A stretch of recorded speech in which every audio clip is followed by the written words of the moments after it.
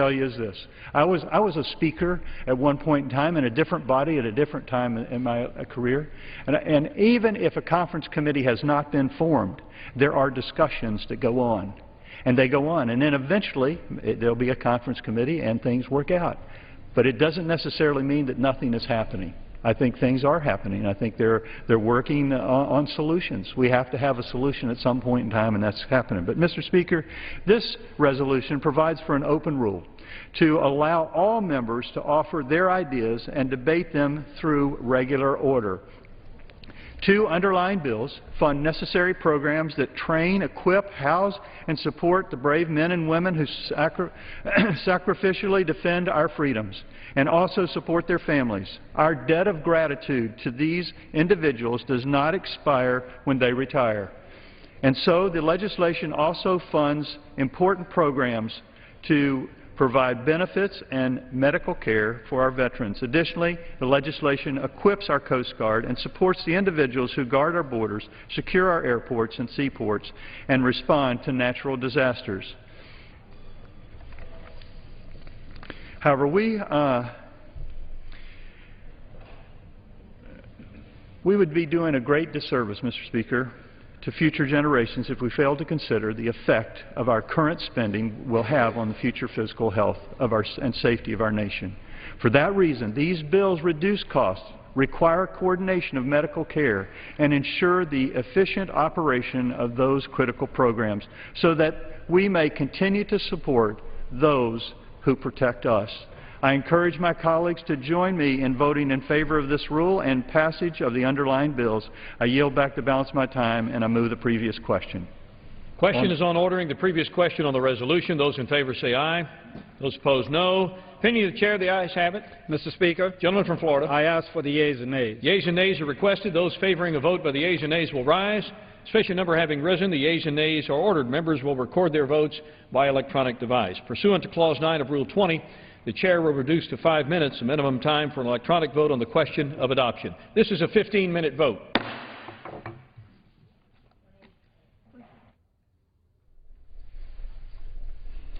So the House is holding the first series of roll call votes of the day. Members beginning with a vote on the previous question, a procedural vote related to the military construction VA spending bill that they've been debating this afternoon. After this, we are expecting members to vote on the rule for debating the military construction VA spending bill. It's one of the 12 spending bills that members must consider every year, those that fund the federal government. So 2 votes, a 15 followed by a 5-minute vote.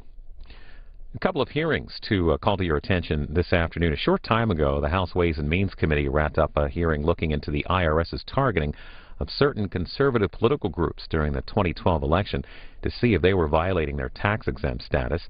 Members of several of those targeted groups gave testimony. We are showing portions of that right now on C-SPAN 2, but the entire hearing is available online for watching anytime. Go to cspan.org. Also on C-SPAN 3 right now, we are showing live coverage of a day-long Senate committee hearing on sexual assaults in the military. Military brass have testified, including General Martin Dempsey, who chairs the Joint Chiefs of Staff, also Army Chief of Staff Ray Odierno, and there have been other military officials testifying. Later today, public service officials will testify. And during a break today, you'll be able to call in to C-SPAN 3 to offer your thoughts on the topic. And again, it's live for the rest of the afternoon on our companion network, C-SPAN 3. As voting continues on the House floor this afternoon, we'll get more on the 12 spending bills that fund the federal government. Legislation the House is taking up today. We spoke earlier with a Capitol Hill reporter. John Shaw is a congressional correspondent for Market News International. House lawmakers are back on Capitol Hill to start work on the annual spending bills that fund the federal government. Which ones are coming up, and what can you tell us about them? Well, it's an interesting season that's starting up really this week because, as you say, the fiscal year 2014 spending bills are finally reaching the floor of this week, the House chamber, where the House will consider 2 of the bills, the Homeland Security funding bill and the military construction veterans funding bills. It's interesting because the appropriations process is off to a bit of a slow start, in part because the House and Senate still disagree very fundamentally on where they're heading. The two chambers passed budget resolutions, which are broad fiscal blueprints in March. They have very different visions about how the next 10 years should go. But as it turns out, they also have very different visions about how this year should go. The two chambers are $91 billion apart, with the House lower than the Senate. So if they try to pass the 12 funding bills, it will be very interesting because the House is shooting at a much lower number than the Senate. And even imagining that all 12 bills were to pass both chambers, which seems somewhat unlikely, they're going to have an awful lot of difficulty trying to resolve the bill. So it seems already that people are thinking, well into the at least a couple months into the future, when the new fiscal year starts October 1, wondering if there's going to have to be a succession of temporary bills or CRs to keep the government funded. Well, since there is no agreed upon budget blueprint in place, what's your forecast for how easy or how difficult it'll be for the spending bills to get approved in the House and Senate? Well, I think the House, it's interesting, not only do they have different numbers, but they also have different calendars. The House is stepping on the pedal, as it were, this month. The House Majority Leader, Eric Hanner, said that the House is ready to work very hard on funding bills. As we mentioned, they're going to do 2 this week, possibly 2 next week. So they want to devote much of June and July to getting these 12 funding bills through the House, and I think that is likely to happen. Certainly, most of the 12 bills, I suspect, will pass the House before the August recess. The Senate is much harder to read. They are about to start next week on an immigration reform bill that certainly will take the rest of June, I think, to pass. And so then it's unclear if the majority leader is willing to spend all of July on the fiscal year 14 spending bill. So I think we're going to, the two chambers are shooting at different numbers. They're looking at 2 different calendars. They still have not really resolved the big picture fiscal issues. So I think the bills will pass the House. It's unclear to me how many will actually pass the Senate. The Senate Appropriations Committee is working hard this week on its bills, but whether these bills actually come to the floor of the Senate in July is something that is still not quite clear. Now, talk of the sequester doesn't seem to be dominating the news as it was earlier this year. What kind of impact is the sequester having on the proposed level of spending in these bills? Well, it's a major factor. In fact, the $91 billion that separate the two chambers is in large part how they are contemplating the sequester going forward. The Senate Democrats have effectively assumed that the sequester is going to be removed for the next fiscal year and replaced by some undisclosed mix of spending cuts and tax increases to effectively, wipe it off the map, whereas the House is assuming that the sequester is going to take hold. So even that very, very basic issue that the two chambers are fundamentally in disagreement about how to factor in the sequestration. So, and it's something that the House Appropriations Committee Chairman Hal Rogers in the last couple of weeks has sort of openly despaired at how the sequester is making it hard to write his funding bills. He said it is causing, damage to the budget, but he's under marching orders from the leadership to assume that the sequestration is going to stay in place. And so he has crafted his 12 bills to take that into account. And in the seconds that we have left, what about the debt ceiling? What are we hearing about that? The debt ceiling is likely to come up September, October, November, sometime in the fall. And in fact, there is some prospect that the debt ceiling and the FY14 funding bills will be coming ripe at around the same time, late September, early October. John Shaw is a congressional correspondent for Market News International. We thank you for your time. Thank you so much.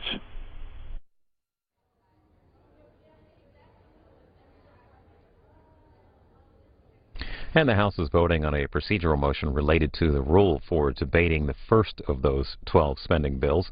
Should this rule be adopted during the series of votes, we expect an hour of general debate to get underway today with unlimited amendments. We are also expecting a vote on final passage later tonight. Earlier today, President Obama came to the White House Rose Garden to nominate 3 new judges to serve on the D.C. Circuit Court. This is about 10 minutes.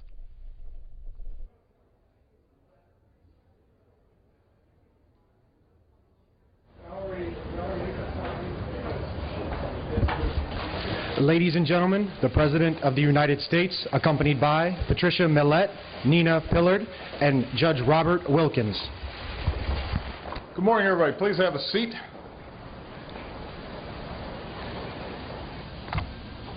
So one of the most important responsibilities of a president is to nominate qualified men and women to serve as judges on the federal bench. And Congress has a responsibility as well. The Senate is tasked with providing advice and consent. They can approve a president's nominee, or they can reject a president's nominee.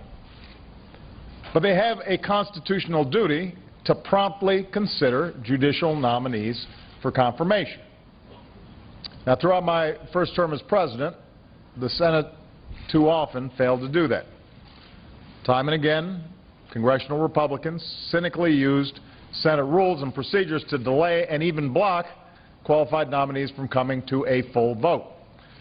As a result, my judicial nominees have waited 3 times longer to receive confirmation votes than those of my Republican predecessor. Let me repeat that. My nominees have taken 3 times longer to receive confirmation votes than those of my Republican predecessor. These individuals that I nominate are qualified. When they were given an up or down vote in the Senate, when they were finally given an up or down vote in the Senate, every one of them was confirmed. So this is not about principled opposition. This is about political obstruction. I recognize that neither party has a perfect track record here. Democrats weren't completely blameless when I was in the Senate. But what's happening now is unprecedented. For the good of the American people, it has to stop. Too much of the people's business is at stake. Our legal framework depends on timely confirmations of judicial nominees. And nowhere is this more apparent than with the D.C. Circuit Court of Appeals. The D.C. Circuit is known as the second highest court in the country, and there's a good reason for that. The judges on the D.C. Circuit routinely have the final say on a broad range of cases involving everything from national security to environmental policy, from questions of campaign finance to workers' rights. In other words, the court's decisions impact almost every aspect of our lives.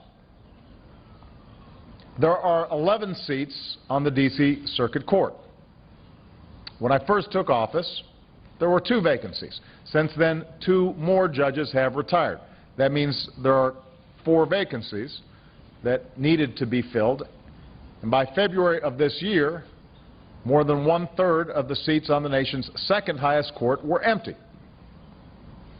I mean, imagine if 1/3 of the seats on the highest court, the Supreme Court, were empty. We would rightly consider that a judicial crisis. If we want to ensure a fair and functioning judiciary, our courts cannot be short-staffed. Now, in 2010, I put forward a highly qualified nominee for the D.C. Circuit, Caitlin Halligan. Caitlin's credentials were beyond question. She had bipartisan support from the legal and law enforcement community. She had the support of a majority of senators. Nobody suggested she was not qualified to serve on the court. If Caitlin had gotten a simple up or down vote before the full Senate, I am confident she would have been easily confirmed. But instead, for 2.5 years, Senate Republicans blocked her nominations. Had nothing to do with Caitlin's qualifications. It was all about politics. And after 2.5 years of languishing in limbo, this brilliant and principled lawyer asked me to withdraw her nomination. Now, the good news is, last year I put forward another highly qualified nominee, Sri Nivasan. And Sri's credentials were also beyond question, and no doubt due to some mounting public pressure, along with the vocal bipartisan support that he received, Sri was unanimously confirmed a few weeks ago, becoming the first South Asian American to serve as a circuit court judge in our nation's history. So I'm pleased that the Senate acted. I'm glad Republicans chose not to play politics and obstruct Shrie's nomination the way they did with Caitlin's. And I'm hopeful that we can now build on that progress, because Shrie's confirmation was the first to the D.C. Circuit in 7 years. So out of the 4 vacancies that existed, 1 has now been filled. There are 3 seats still vacant on the D.C. Circuit Court. By the way, one of them has been vacant since Chief Justice Roberts was elevated to the Supreme Court in 2005. Anybody who values the role of our court should find that unacceptable, regardless of your party. Which brings me to today. That's why today I'm nominating 3 outstanding, highly qualified individuals to fill those remaining seats. Now, Patricia Millett is one of our nation's finest appellate attorneys, and until recently held the record for the most Supreme Court arguments by a female lawyer. She served in the Solicitor General's office for 11 years for both Democratic and Republican presidents. And since then, in private practice, she's represented everyone from large businesses to individual pro bono plaintiffs. And by the way, as the wife of a retired Navy officer, Patricia served our nation outside the courtroom as well as a member of a military family. Nina Pillard's career has been defined by an unshakable commitment to the public good. She twice served in the Department of Justice and was an attorney for the NAACP Legal Defense and Education Fund. Her landmark successes before the Supreme Court include defending the constitutionality of the Family and Medical Leave Act and opening the doors of the Virginia Military Institute to female students. And today, Nina is a professor at Georgetown and, if confirmed, would continue the D.C. Circuit's strong tradition of distinguished scholars going on to serve as judges, from Antonin Scalia to Ruth Bader Ginsburg. And finally, this is the second time I've called on Judge Robert Wilkins to serve, because in 2010 I nominated Robert to the D.C. District Court, and the Senate confirmed him without opposition. Before serving with distinction as a federal judge, Robert spent 8 years in private practice and a decade as a public defender here in Washington, D.C., providing legal representation to defendants who could not afford an attorney.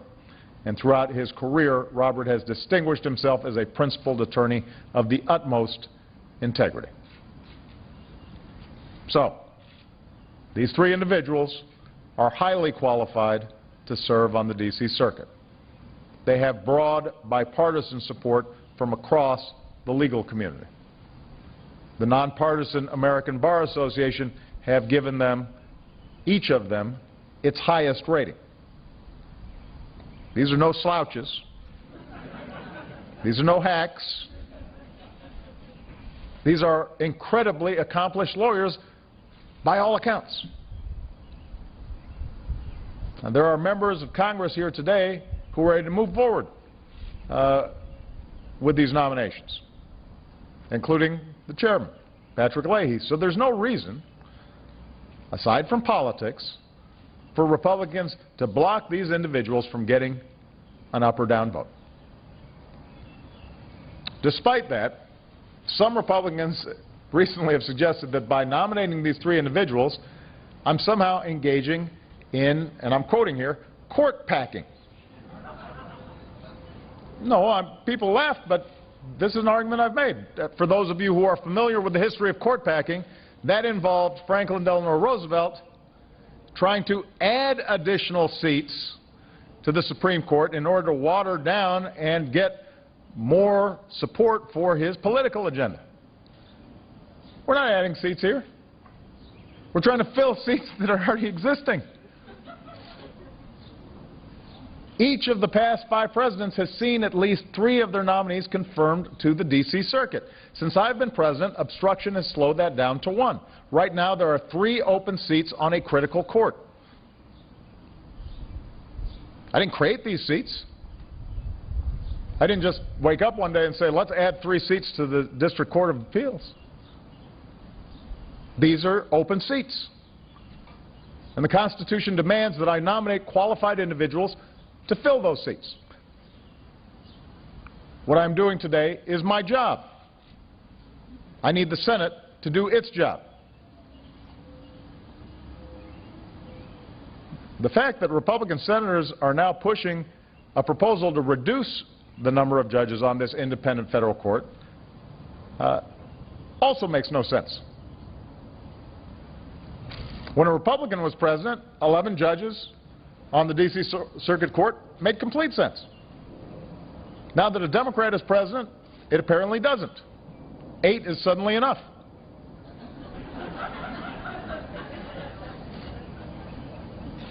People are laughing because it's obviously a blatant political move. We know that because some of the same Republicans behind this current proposal to reduce the number of seats on the D.C. Circuit Court voted in 2007 to keep 11 judges on the D.C. Circuit. Same folks. They say the workload has decreased since then, but in April, the Judicial Conference of the United States, which, by the way, is led by Chief Justice John Roberts and includes judges from various levels of the federal court system, told the Senate that the current workload before the D.C. Circuit requires 11 judges. So they should know. That was just 2 months ago.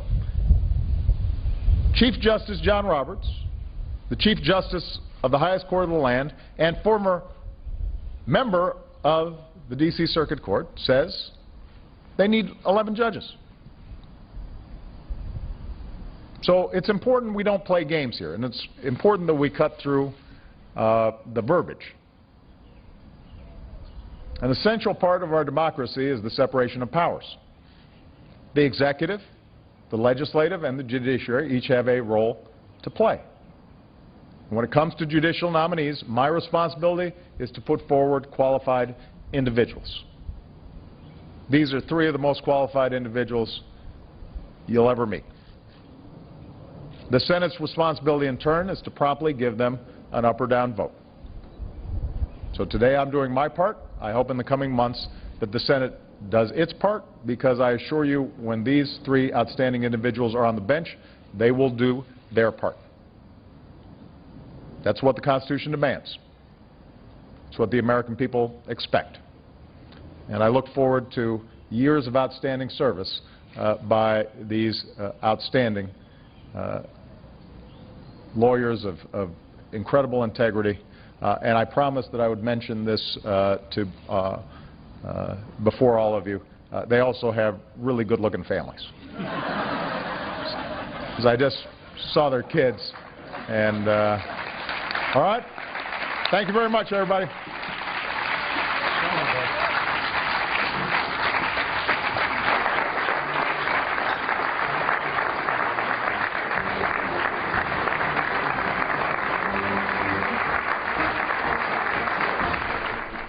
President Obama with the judicial nominees earlier today in the White House Rose Garden. The House right now in the first of 2 votes related to the 12 spending bills that fund the federal government. This is a vote on a procedural motion. And after this, we expect a vote on the rule for debating the spending bills. Members have been considering the military construction VA benefits bill. It's a $73.3 billion spending bill. It's designed to house and equip the nation's military troops and families, and it includes money for a number of veterans benefits, services, and programs. Should the rule be approved, we're expecting an hour of general debate, followed by amendment debate to take place later today. A vote on final passage also expected today. From the Associated Press this afternoon, New Jersey Governor Chris Christie says he wants to hold a special election in October to fill the Senate seat left vacant by Frank Lautenberg's death yesterday. Governor Christie says he intends to appoint someone to fill the seat in the meantime, but he didn't say who. The special primary would be on August 13th, with a special election held October 16th. That schedule would ensure the Republican governor's own re-election bid remains at the top of the ballot in New Jersey this November. Democratic Newark Mayor Cory Booker announced months ago that he intended to run for that seat in 2014.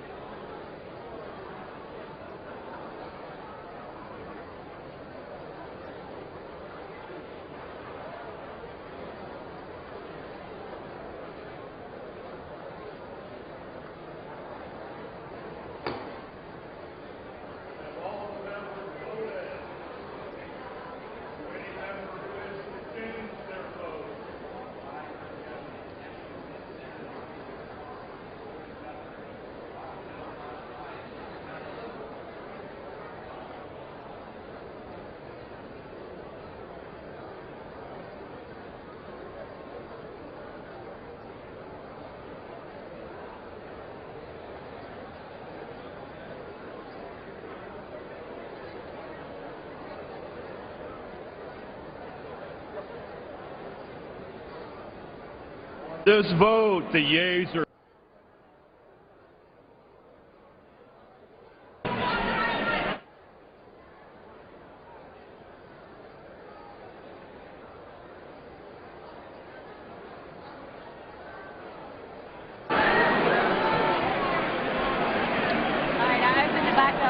Ms. Velasquez.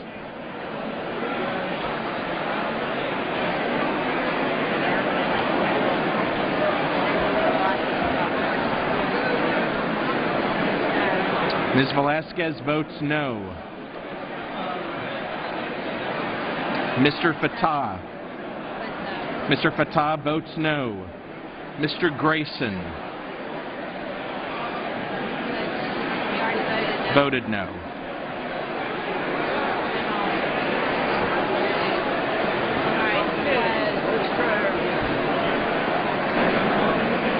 On this vote, the yeas are 229, the nays are 193. On this vote, the previous question is ordered.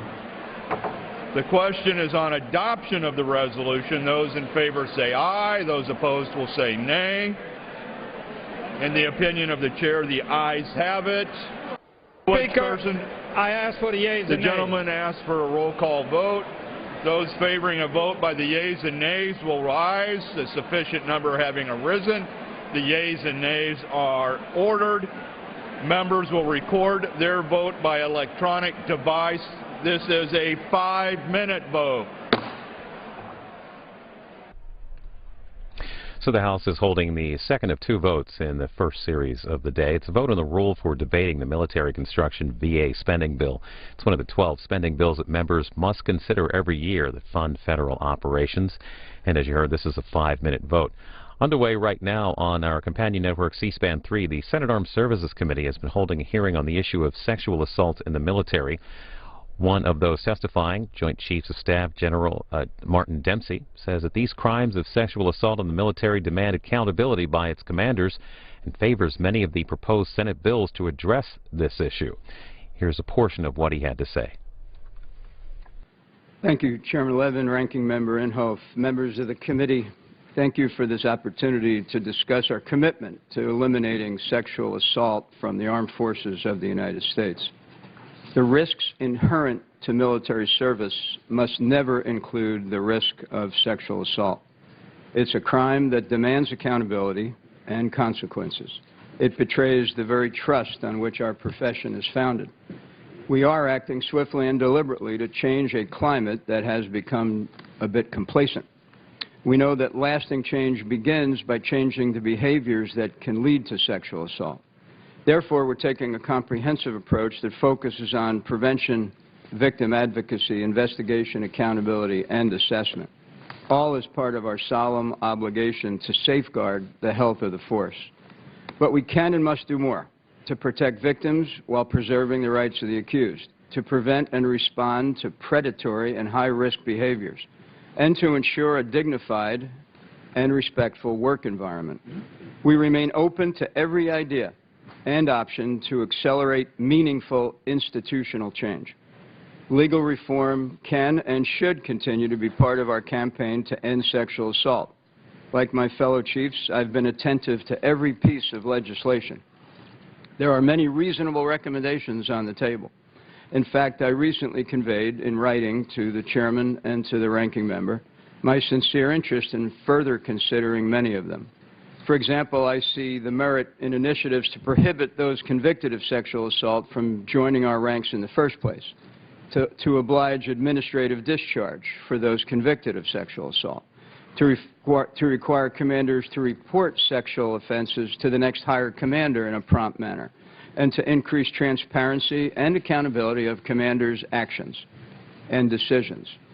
It is my expectation that the panel established under Section 576 of the Fiscal Year 13 National Defense Authorization Act will take up these and many other initiatives, and we need it to fully assess all the options and all the potential consequences, both intended and unintended.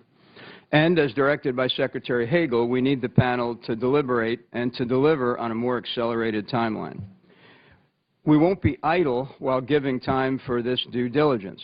We will be actively implementing my strategic direction on preventing sexual assault and the Department's new Sexual Assault Prevention and Response Plan, in addition to completing a force-wide stand-down by the 1st of July. We are moving out on nearly 90 near-term actions to catalyze change. Over the next several months, we will assess units for command climate, conduct refresher training for response coordinators and victims advocates, improve victim counsel and treatment, and much more. We welcome the opportunity to update you regularly on our progress. As we consider further reforms, the role of the commanders should remain central. Our goal should be to hold commanders more accountable, not render them less able to help us correct the crisis. The commander's responsibility to preserve order and discipline is essential to effecting change. They punish criminals and they protect victims when and where no other jurisdiction is capable of doing so or lawfully able to do so. Commanders are accountable for all that goes on in a unit, and ultimately they're responsible for the success of the missions assigned to them. Of course, commanders and leaders of every rank must earn that trust and therefore to engender trust in their units. Most do. Most do not allow unit cohesion to mask an undercurrent of betrayal. Most rise to the challenge of leadership every day, even under the most demanding physical and moral circumstances. Our force has within it the moral courage to change course and reaffirm our professional ethos. Working together, we can and will restore trust within the force and with the American people. Thank you.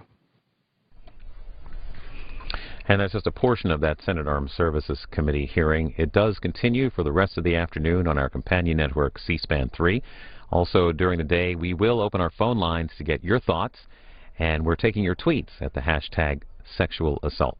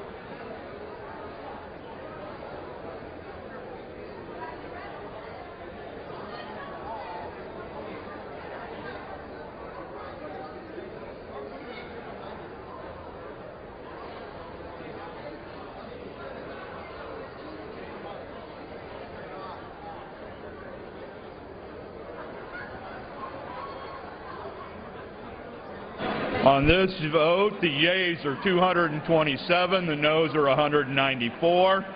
The resolution is adopted. Without objection, a motion to reconsider is laid upon the table.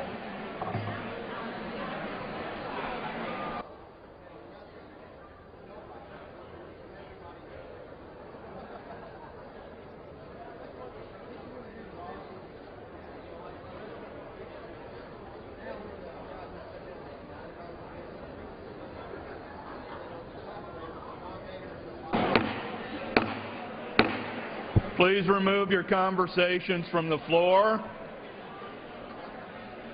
Please remove all conversations from the floor.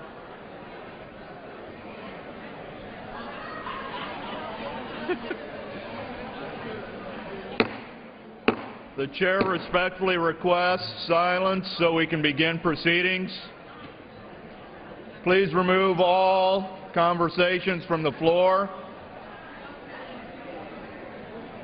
Please remove all conversations from the floor.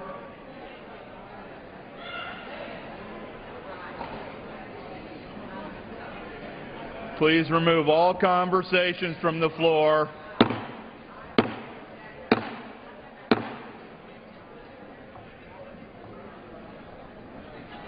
Please remove all conversations from the floor.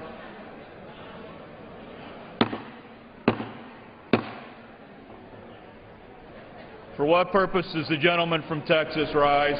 Mr. Speaker, I ask unanimous consent to take from the Speaker's table Senate Concurrent Resolution 18 and ask for its immediate consideration in the House.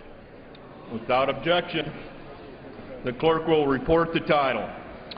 Senate Concurrent Resolution 18, concurrent resolution providing for the use of the catafalque situated in the exhibition hall of the Capitol Visitor Center in connection with memorial services to be conducted in the United States Senate Chamber for the Honorable Frank R. Lautenberg, late a senator from the state of New Jersey. Is there objection to consideration of the concurrent resolution? Hearing none, seeing none, without objection, the concurrent resolution is agreed to, and the motion to reconsider is laid upon the table.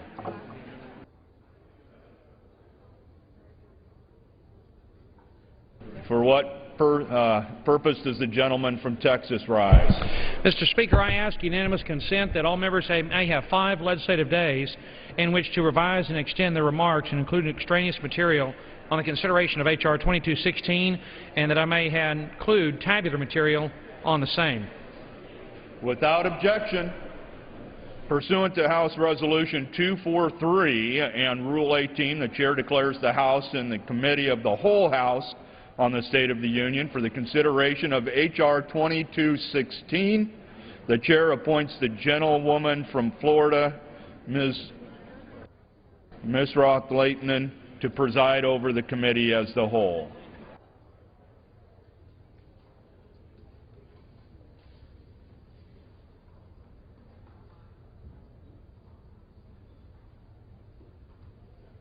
The House is in the Committee of the Whole House on the State of the Union for the consideration of H.R. 2216, which the clerk will report by title. A bill making appropriations for military construction, the Department of Veterans Affairs, and related agencies for the fiscal year ending September 30th, 2014, and for other purposes. Pursuant to the rule, the bill is considered read the first time. The gentleman from Texas, Mr. Culberson, and the gentleman from Georgia, Mr. Bishop, each will control 30 minutes. The Chair recognizes the gentleman from Texas. Thank you, Madam Chairman. It is my privilege to present to the House for its consideration with my good friend from Georgia, Mr. Bishop, the year 2014 Appropriations Bill for Military Construction and Veterans Affairs. One of the most important obligations this Congress has is to ensure that our men and women in uniform have everything they need to do their job without worry. We think of ourselves on this subcommittee as the peace of mind committee for our military, so that they can focus on their mission, standing on the walls of Rome, protecting our freedom on far corners of the world, and not worry about the... The gentleman is correct. The House is not in order. Members are advised to take their conversations outside of the chamber.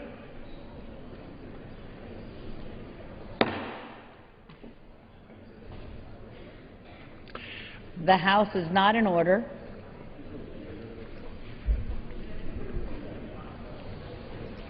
The gentleman from Texas is recognized. Thank you, Madam Chairman. I think of all the appropriations bills we consider, we're honored to bring this one to the House first, because of its importance to our men and women in uniform, to their families, to our veterans who have served our nation.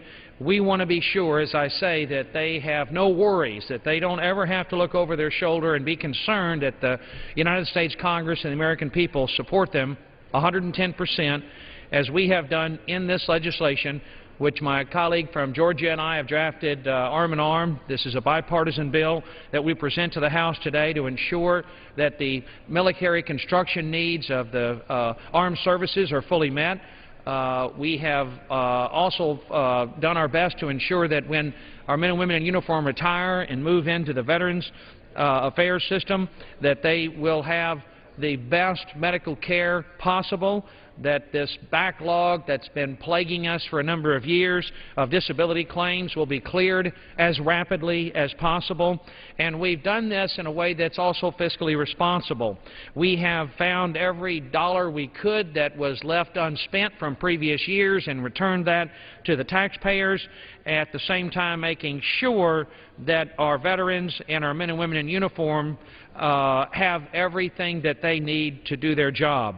Our committee has also been very committed to ensuring that their families are taken care of, that their Defense Department schools on bases are the best that they can be and in the best condition they can be, that they've got, I know all of us as parents are concerned about the quality of our kids' education. And the last thing that a man or woman who's overseas, who's deployed at a base in the United States has, we don't want them to worry about the caliber of the school that their children are attending. So we've also placed emphasis on the ability of our military-based commanders to contract with the state in which they're located to set up charter schools at their military bases if the base happens to be located in an area where the local schools can't provide the quality that they need. Now, we have in this appropriations bill, as I say, fully funded the Veterans Affairs, Department of Veterans Affairs. Some of this money is advance appropriated. So while we've got a total funding level in this bill for 2014 of $73.3 billion, that's $1.4 billion more than last year, and we provide an additional $2.1 billion more than last year for the Department of Veterans Affairs. But of that increase, $1.9 billion was provided as an advance appropriation from previous years. The Congress began several years ago to appropriate funding in advance for our Veterans Affairs Department, of course, to ensure that because of the uncertainty and unpredictability of the appropriation cycle, again, we want our men and women in uniform and our veterans to have absolute peace of mind and no worries as they serve our country or as they move into retirement in the Veterans Affairs, in the Veterans Hospital system, so we advance appropriate some of this money. Any reductions that we made in this bill, again, were done to make sure that we're doing our part to control spending at a time of record debt and deficit, which is top of our mind as fiscal conservatives. We want to ensure that we have done everything in our power to reduce the debt, to reduce the burden that is passed on to our children and grandchildren. So we have not provided funding in the bill for 10 military construction projects that the committee believed it lacked sufficient justification, and we funded only what the Department of Defense expects to spend in fiscal year 2014 for 6 military construction projects. We've also reduced the funding available for contingency construction account, which has not even been used since fiscal year 2008, and our marvelous staff did a good job in identifying $659 million in unobligated balances from previous years for construction projects that have been left unspent, and we're able to return that to taxpayers. Now, we have also reduced the Department of Veterans Affairs requests for funding in a program where they substantially overestimated their projections. Now, there's in the scope of this committee's jurisdiction, we also include military memorials and cemeteries. We've made sure that those are fully funded and that our memorials and cemeteries here in the United States and around the world are going to be well tended, and that veterans, no matter where they may be in the United States, will be able to get the health care and benefits that they have earned by their service to this country. We did everything we could in this bill to ensure that our men and women in uniform are taken care of, that our veterans are taken care of, but we are very concerned about the backlog and the disability claims that the VA has accumulated. The VA has promised us that they would have the backlog cleared up by the year 2015. So the bill contains very strong language that holds the VA to account, ensuring that they will give the committee and the Congress detailed accounts and reports to ensure that they stay on target. Mr. Kingston of Georgia is going to offer an amendment later, which I intend to accept, to help ensure that the VA holds themselves to the standard that they have set for themselves to reduce the backlog. And then finally, Madam Chairman, I want to mention something that we're particularly exercised about, and my our committee chairman, Hal Rogers from Kentucky, has told us a story that I have never forgotten, and of a young man I believe was wounded in Afghanistan, Iraq, who lost one eye, lost eyesight in one eye, and as he left the service to go into the VA system, and in order to save his remaining eye, he had to have medical records that could be read by the VA doctors.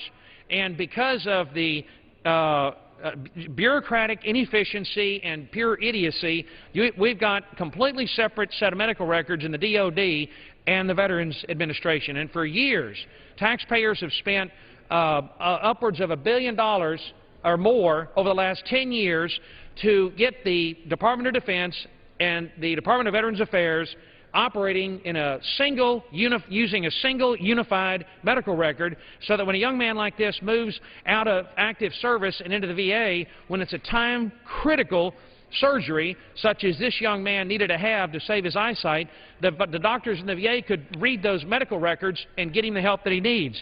But sadly, because of bureaucratic inefficiency, refusal to cooperate, I think, and of course we're all human, we're all flawed, but there's this instinctive human, I think, reaction to, make sure you protect your own turf. Whatever it is, the VA and the DOD have not adopted a unified medical record, and as a result, this young man lost his eyesight. He could not get the surgery that he needed in the VA, and he is now permanently blinded as a result of the failure of these two departments to do their job.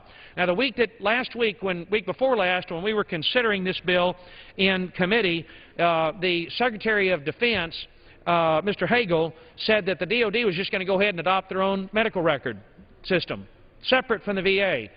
This is just unacceptable, and I ask all my colleagues in Congress to work with Mr. Bishop and I, to work with Chairman Rogers, Ranking Member Lowy, with the members of the Veterans Affairs Committee, the members of the Armed Services Authorizing Committee, and the members of the Defense Appropriations Subcommittee, so that we develop identical, parallel language that compels the Department of Defense and the Department of Veterans Affairs to come up with a single, integrated, unified medical record, so that no one will ever suffer the fate that this young man did, who is now permanently blinded because of bureaucratic inefficiency. It's unacceptable. The Congress won't stand for it any longer, and we've got strong language in this bill, and we'll continue to work to strengthen it to ensure that these men and women, as they move from their days of uniform service to the country into the VA, that it is seamless, that it is easy, that they can get their disability claims handled in a timely and efficient manner,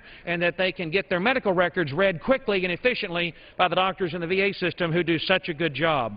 We deeply appreciate our extraordinary staff working together with my good friend from Georgia, Mr. Bishop, in a truly bipartisan way. I'm proud to present to the House, Madam Chairman, the 2014 Military Construction and VA Appropriations Bill for approval by the House, a bill that is fiscally conservative and responsible, yet fully funds and takes care of our men and women in uniform and our veterans in the way that they deserve, because our men and women who have fought so valiantly for this country deserve nothing less than the very best of the United States Congress, and we've done that for them in this bill today. And I reserve the balance of my time. The gentleman reserves. The gentleman from Georgia is recognized. Thank you very much, Mr. Chairman, Madam Chair. I yield myself such time as I may consume. Action. Madam Chairman, as you know, the allocation provides $73.3 billion for the FY14 military construction VA bill, which is $1.4 billion above the FY13 and $1 billion below the request. In my opinion, the allocation is what we could have expected had the Republican leadership addressed sequestration. Madam Chairman, I know some folks will say that Title II of this bill is exempt from sequestration, and that is why the bill received a decent allocation. But I just want to point out that the funding in the bill largely mirrors the administration's request, which does not reflect sequestration, even for the portions of the bill that were not exempted. I think that we all agree that we need to address the sequester, and I hope that we do it in the near future, because if we don't, the long-term effects will be devastating on our economy. With that being said, I'm pleased to join Chairman Culberson as the House takes up the FY14 appropriations bill for military construction, Veterans Affairs, and related agencies. The Milcon VA bill is critically important to the strength and the well-being of our military, our veterans, and the families who sacrifice so much to defend our country. In fact, Mr. Chairman, I find it quite fitting that we are debating this bill immediately after observing Memorial Day last week. Working with Chairman Culberson and the members of our subcommittee, we've crafted a bill that will address the funding needs for military construction and family housing for our troops and their families, as well as other quality-of-life construction projects. In addition, it will provide funding for many important VA programs, as well as agencies like the Veterans Court of Appeals and the American Battle Monuments Commission. The bill before us today touches every soldier, sailor, Marine, and airman. In addition, the bill also will impact military spouses, their children, and every veteran that participates in VA programs. I want to commend the chairman for his work. Together we sat through numerous hearings, gaining valuable insight to the workings of all of the agencies under the subcommittee's jurisdiction. Also would like to thank our subcommittee members and recognize them for their hard work on this bill. I believe that the minority was treated fairly during this process, and I want to thank the chairman for ensuring this bipartisan result. Chairman Culberson has already provided the funding highlights of the bill, and I will not repeat them all. But I'd like to point out a few items that I believe are extremely important. The bill before us today includes $797 million for the renovation and replacement of 17 Department of Defense schools. I believe that providing the funds for the DoD schools will help our service members' children to get quality educations in safe facilities and will give our service members peace of mind. I'm pleased that the bill includes $151 million for the third increment of the Landstuhl Medical Center replacement in Germany. As you know, a large portion of the serious casualties from Afghanistan are treated there, and I'm pleased to see that we're making this important investment. The Department of Veterans Affairs is funded at $63.1 billion, and overall, excuse me, the subcommittee recommendation meets the discretionary budget request in all areas of administrative expenses, research, information technology, and facilities. In addition, the bill contains $55.6 billion in advance appropriations for medical services, medical support and compliance, and medical facilities at the VA, which is $1.1 billion above the amount included in FY13. Mr. Chairman, I strongly believe that advance funding provides timely and predictable resources for the veterans' health care system. And I'm so glad that we have been able to do it now for this 5th year in a row. Now, I know that a lot of members of this body are deeply concerned about the claims backlog and the electronic health records challenge. Trust me, the members of our committee, especially Chairman Culberson and I, have spoken directly with Secretary Shinseki about these issues numerous times. And I believe that our bill provides the resources and the accountability needed to address these two problems. Excuse me. First, the bill fully funds the general operating expenses for the VBA, which will support 28,851 claims processors, which is 94 more than FY 2013, and all 94 new claims processors will work disability claims. Second, the bill fully funds the Veterans Benefit Management System at $155 million and the Veterans Claim Intake Program at $136.4 million. These two efforts should speed up the VA's efforts to take old claims that are filed on paper and convert them into digital files that are easily searchable by claims processors, thus speeding up the claims process. Secondly, we include a monthly reporting requirement every 30 days for the VA to provide Congress with several statistics such as the average wait time at each regional office, rating inventory that has been pending for 125 days, rating claims accuracy, and month-to-month updates in changes in those statistics. Third, we require a report on the VA's expedited claims initiative that was announced just a few weeks ago. This report should give the committee and the Congress insight into whether or not the Secretary's new initiatives are having positive results.